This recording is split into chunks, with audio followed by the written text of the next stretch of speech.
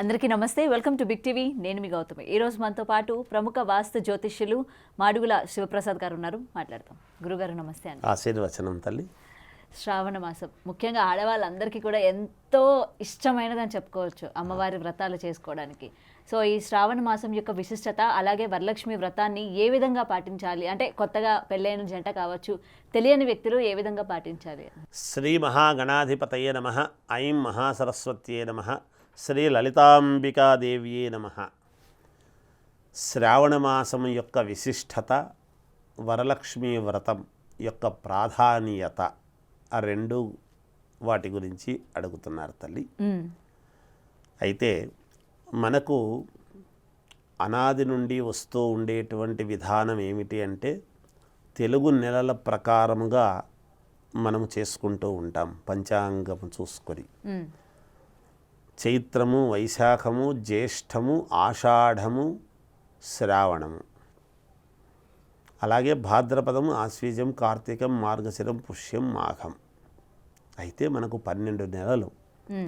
ఈ 12 నెలలలోనూ ఒక 2 నెలలు మాత్రము మనకు ఈ శుభకార్యాలు, వ్రతాలు ఇట్లాంటివి ఏమీ లేకుండా ఉంటాయి. అవి రెండు ఏమిటివి అంటే, ఆషాఢము ఒకటి, పుష్యమాసము, శూన్యమాసం అనేటువంటి దాంతో పుష్యమాసం, ఈ రెండు కూడా ఉంటాయి. ఈ రెండు ఎప్పుడొస్తాయి అంటే, మనం ఒక్కసారి ఆలోచన చెయ్యాలి.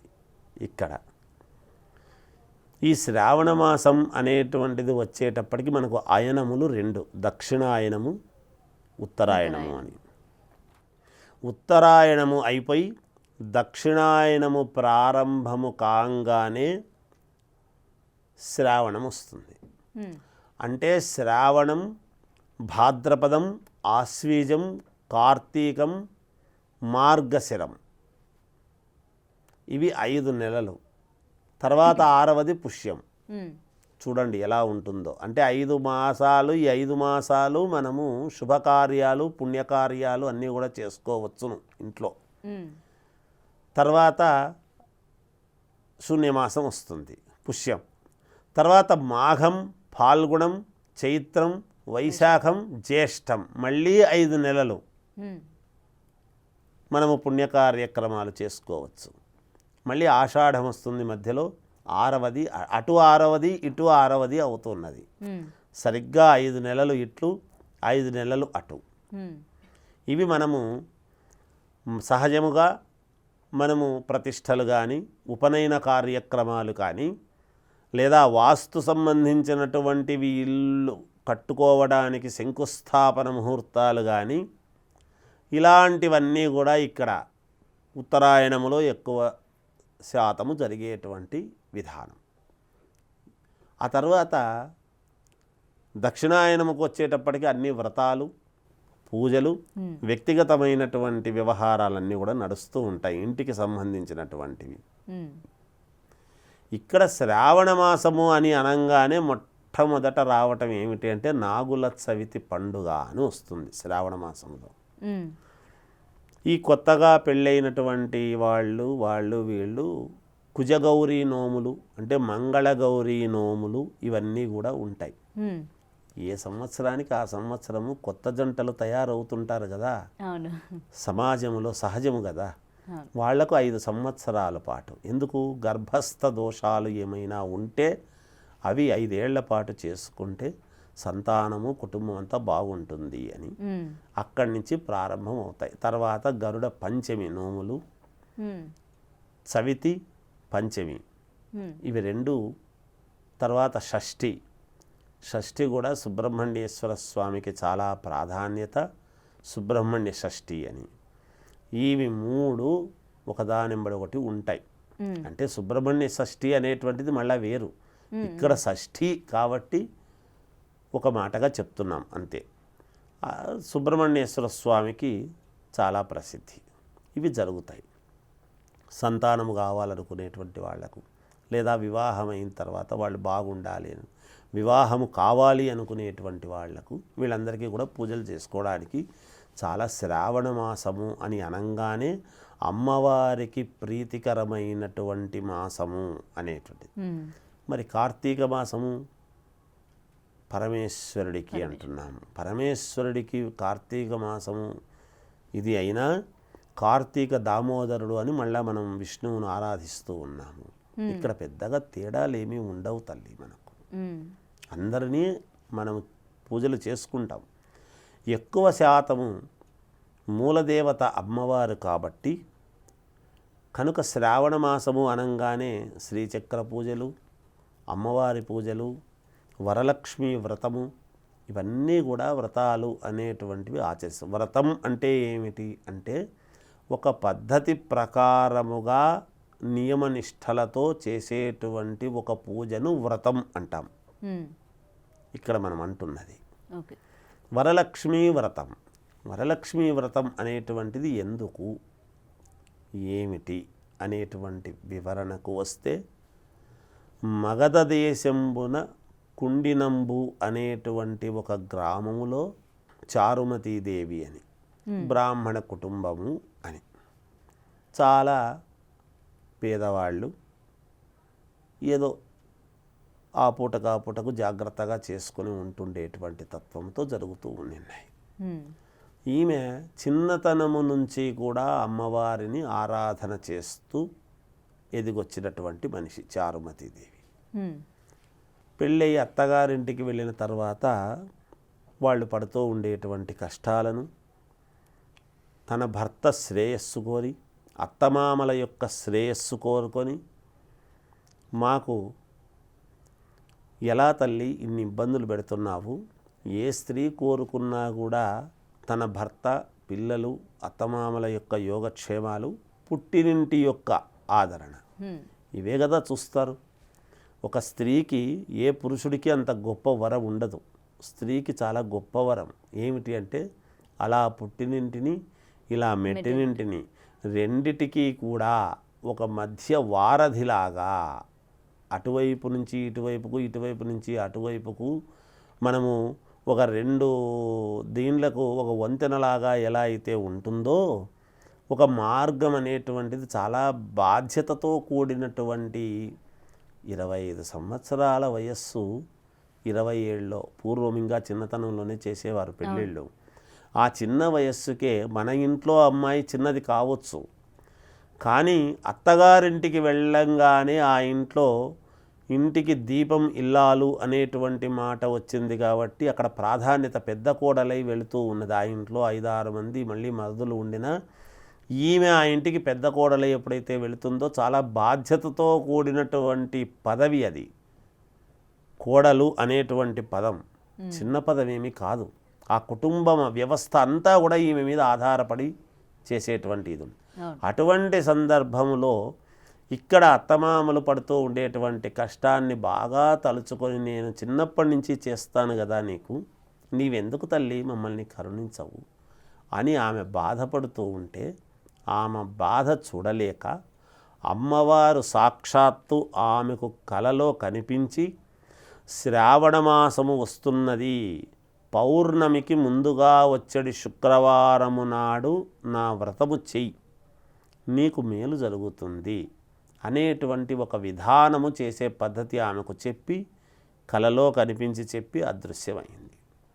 సరే, ఉదయం లేవంగానే ఆమెకు ఒక్కసారి ఏమీ తోచక ఆమెకు వచ్చినటువంటి కళ ముందు మామగారికి, అత్తగారికి, తర్వాత తన భర్తకు అందరికీ కూడా వివరించి చెప్పిందంట.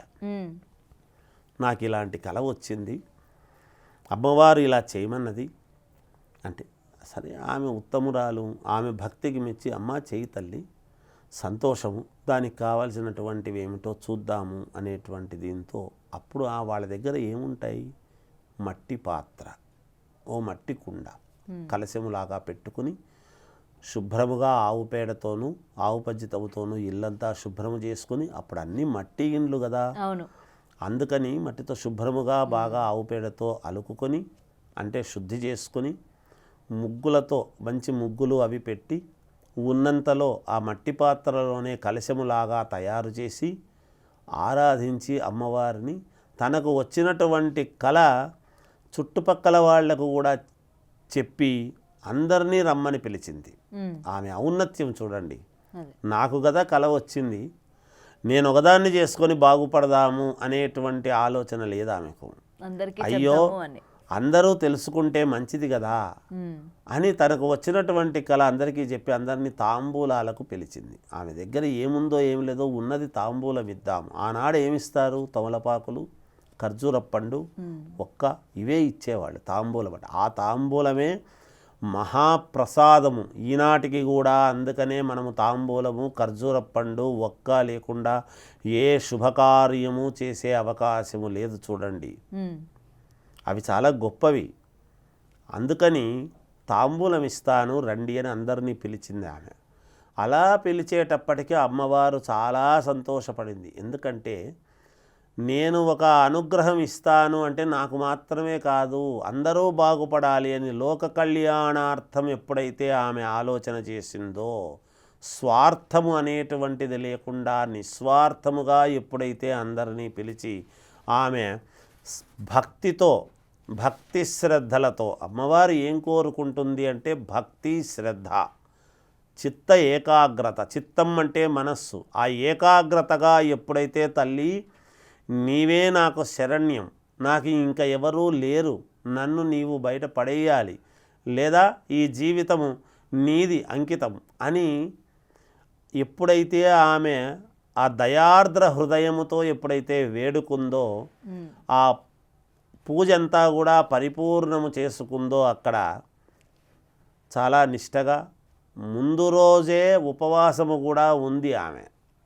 ఇది పాటించేటువంటి వాళ్ళు ముందు రోజు కూడా తలస్నానము చేసి మధ్యాహ్నము కాస్త మాత్రమే ఆహారము తీసుకోవాలి, స్వల్పముగా ఆహారము తీసుకొని రాత్రి కూడా అతి తక్కువగా తినాలి అని చెప్పారు. తిని పళ్ళు లాంటివి తీసుకుంటే సాత్వికమైనటువంటి ఆహారము తీసుకొని రేపు నేను వ్రతము చేస్తున్నాను అనేటువంటి చిత్తశుద్ధితో మళ్ళీ మరుసనాడు కూడా స్నానము చేసి ముందు రోజే శుభ్రము చేసుకొని మళ్ళీ మరుసటి రోజు కూడా శుభ్రము చేసుకొని దీన్ని పాటిస్తే మంచిది అని చెప్పాడు శాస్త్రములో. అందువలన అలా ఆమె చేసి ఎప్పుడైతే అమ్మవారికి ప్రదక్షిణ చేసిందో గల్లు గల్లుమని శబ్దము, కాళ్లకు గజ్జలు వచ్చాయంట ఆమెకు. ఇంకొక ప్రదక్షిణ చెయ్యంగానే శరీరం అంతా కూడా బంగారుమయమైంది అన్నాడు.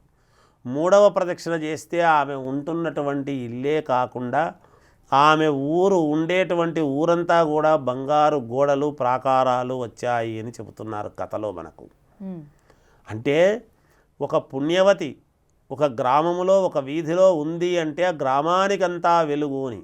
అందుకనే ఇంట్లో చదువుకున్నవాడు ఒక్కడు ఉంటే కుటుంబం అంతా బాగుపడుతుంది, చదువుకుంటారు అని శాస్త్రం. ఒక ఊరిలో ఒక పండితుడున్నాడు అంటే ఆ పండితుడు గ్రామాన్నంతా కూడా మేలు చేస్తాడు అనేటువంటి భావన. అందుకనే వాసన లేని పువ్వు, బుధవర్గము లేని పురంబు, భక్తి విశ్వాసము లేని ఇది ఇలా కొన్ని చెబుతూ వచ్చారు. గ్రాసము లేని కొలువు, సదభ్యాసము లేని విద్య, ధ్వజస్తంభము లేని ఆలయము, ఈ పండితుడు లేని బుధవర్గము లేని పురంబు అన్నాడు. అంటే బ్రాహ్మణుడు లేని పండిత ఇది లేని ఊరు కాదు అని, ఉండకూడదు అని. అందుకనే బ్రాహ్మడు ఉండేటువంటి ఊరు ఉండాలి అని ఇలాంటివన్నీ చెబుతూ వచ్చారు. అందుకోసమని ఆమె ఎప్పుడైతే అలా ఉందో, ఈ వచ్చిన వాళ్ళందరూ కూడా ఇంటికి వెళుతూ ఉన్నప్పుడు తాంబూలాలు తీసుకొని చారుమతీదేవి యొక్క భాగ్యము ఎంత గొప్పది, ఆహా ఆమె కదా పుణ్యము చేసింది, ఆ కుటుంబము కదా ఎంత పుణ్యము చేసి ఈ కోడల్ని తెచ్చుకున్నారో వీళ్ళ ఇంటికి, వీళ్ళెంత పుణ్యము చేశారో అని ఒకరినొకరు కొనియాడుతూ ఆనందముగా ఇంటికి వెళ్ళారు అనేటువంటిది మనం కథలో చెబుతున్నాం. దీంట్లో ఒక ధర్మ సూక్ష్మం అనేది ఉన్నది. అందరూ కథలు వింటాం. ఆమె అంత కష్టపడుతూ ఉండేటువంటి వ్యక్తి నాకు ఈ కష్టం వచ్చింది అని అమ్మవారిని కోరంగానే నువ్వు ఒక వ్రతము చెయ్యి, పౌర్ణమికి ముందుగా వచ్చేది శుక్రవారం నాడు చెయ్యి నేను అని చెప్పి వెళ్ళింది అంటే అమ్మవారు స్వయంగా చెప్పి వెళ్ళింది ఇది చెయ్యి అని. అసలు అమ్మవారు కలలో కనపడినప్పుడు ఆమె పడుతూ ఉండేటువంటి బాధకు అమ్మవారు సిరి ఇవ్వవచ్చును కదా, వ్రతము చేస్తే ఇస్తాను అనటం ఎందుకు? ఇక్కడ మనం అర్థం చేసుకోవాల్సిండేది చాలా ఉంటుంది. పూజ చేయి నేను ఇస్తాను ఉంటుంది, పూజే చేయకుండా అమ్మవారు ఆమె భక్తికి మెచ్చి ఒక రాసి పోసి వెళ్ళవచ్చును కదా. అవును, ఆనాడు శంకరాచార్యుడు కదా ఒక ఇంటి ముందుకు వెళ్ళి కనకధార స్తోత్రము చదివితే మరి బంగారు ఉసిరికాయలు ఇలా పడ్డాయి అని అన్నప్పుడు ఆమె కూడా అలాగ ఇవ్వచ్చు కదా, ఎందుకు ఇవ్వలేదు అంటే కారణం అనేటువంటిది ఒకటి ఉండాలి కోరికకు. నీ కోరికకు కారణము లేకుండా ఏది జరగదు. నువ్వు చెయ్యి, నువ్వు చేసేటువంటి భక్తి, నువ్వు కోరుకునేటువంటి దాంట్లో చిత్తశుద్ధి, ఇవి రెండు భక్తి చిత్తశుద్ధి ఎప్పుడైతే ఉన్నాయో నీకు తప్పకుండా అమ్మవారు అనుగ్రహిస్తుంది అని అనటానికి ఇది చాలా నిదర్శనం. ఆ సూక్ష్మాన్ని మనము గ్రహించాలి. మనము ఎంతసేపు ఊరికే ధ్యాస ఎక్కడో పెట్టి మనం రోజు చేస్తున్నాము అని మనం ఎంత వెండి తట్టలు వెండి చెంబులు పెట్టినా వెండి సెమ్మెలు పెట్టుకున్నా ఇల్లంతా కూడా మనము విద్యుత్ దీపాలతో అలంకారం చేసినా చిత్తశుద్ధి లేకపోతే ఏమీ ఉపయోగము లేదు. ఇక్కడ వెండి పాత్రలు బంగారు పాత్రలు మన పటాటోపము కాదు, అదే అక్కడ మట్టి పాత్ర అయినా అమ్మవారికి చిత్తశుద్ధి మనస్సు చాలా ముఖ్యము అన్నారు. కాబట్టి మనస్సుతో అమ్మవారిని ఎవరైతే చిత్తశుద్ధితో ధ్యానిస్తారో మనము ఆర్ద్రతతో పూజిస్తూ ఉన్నప్పుడు మన కంట తడి అనేటువంటిది రావాలి, అంత ఆర్ద్రత ఉండాలి అమ్మవారి దగ్గర. తల్లి నీవు ఇవ్వకపోతే నాకేమిటి అనేటువంటి బాధతో ఎప్పుడైతే అడుగుతామో అమ్మవారు తప్పకుండా కనికరించి తీరుతుంది. అందుకని ఇది చాలా ప్రీతికరమైనటువంటిది. పౌర్ణమికి ముందుగా వచ్చిన శుక్రవారం నాడే ఎందుకు చెప్పాడు అంటే పౌర్ణమి నాటి చంద్రుడు అమ్మవారికి సోదరుడు. అంటే దీని అర్థం ఏమిటి అంటే నిండు పూర్ణత్వము కలుగుతుంది. ఎప్పుడైతే మీరు కూడా వరలక్ష్మి వ్రతం అనేటువంటిది చేస్తున్నామో సోదరులను పుట్టినింటి వాళ్లను ముందుగా పిలవాలి. వస్తే వాళ్ళు మీకు పసుపు కుంకుమలు తేవాలి పుట్టినింటి నుంచి తెచ్చి అవి మీకు ఇచ్చి, అంటే రక్త సంబంధము వెనక ముందు పుట్టినందుకు సోదరభావము. ఆడపిల్లలను ఎవ్వరూ దూరము చేసుకోరాదు, ఆడపిల్లలు తోడబుట్టినటువంటి వాళ్ళను దూరము చేసుకోరాదు. అలా ఒకరికి అనుసంధానం అనేటువంటిది ఉండాలి.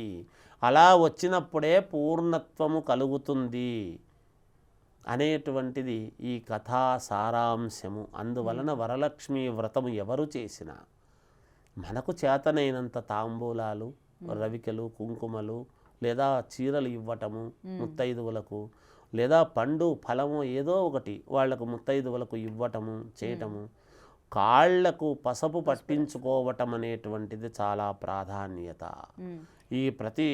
ఈ శుక్రవారములో ప్రతి మంగళవారము ప్రతి శుక్రవారము ఈ మధ్య చాలామంది మర్చిపోతున్నారు. ఇంట్లో కాళ్లకు పసుపు పట్టించుకోవటము, దవడలకు ఇలా పసుపు రాసుకోవటం అనేటువంటిది చాలా ప్రాధాన్యత, లక్ష్మీప్రదం. ఎవరి ఇంట్లో ఈమె పసుపు పట్టించుకొని నిండు ముత్తైదువులకు ఆభరణాలు చూడదు అమ్మవారు ఎప్పుడూ కూడా. నీ ముఖాన్ని చూసినప్పుడు ఇంత చంద్రబింబము లాంటి కుంకుమ పసుపు కాళ్లకు పట్టించుకోవటము, చేతులకు పసుపు ఉండటము, దవడలకు పసుపు ఉండటము, గంధం ఉండటము ఇవి చూస్తారు. లక్ష్మీ ముఖం ఎవరి ముఖములో అయితే ఒట్టిపడుతుందో ఆ ఇంట్లోకి లక్ష్మీదేవి వచ్చి కూర్చుంటుంది అని శాస్త్రము చెప్పబడుతున్నది. తల్లి ఎవరిని మనము కించపరచాలని కాదు చెబుతున్నది. అందరూ దీన్ని అర్థము చేసుకొని కనీసం శుక్రమంగళవారాలైనా కాళ్లకు పసుపు పట్టించుకొని నిండు ముత్తైదువలు ముఖాన కుంకుమ మామూలుగా స్టిక్కర్లు పెట్టుకుంటూ ఉంటారు. పెట్టుకోవచ్చు, తప్పు లేదు కాలానుగుణంగా. కానీ ఆనాడు మాత్రం కొంచెం పెద్దగా కుంకుమ పెట్టుకొని అమ్మవారిని నిండుగా పూజించుకోండి. తప్పకుండా మీకు విజయము లభించి తీరుతుంది. అమ్మవారి అనుగ్రహము పరిపూర్ణముగా మీరు పొందుతారు.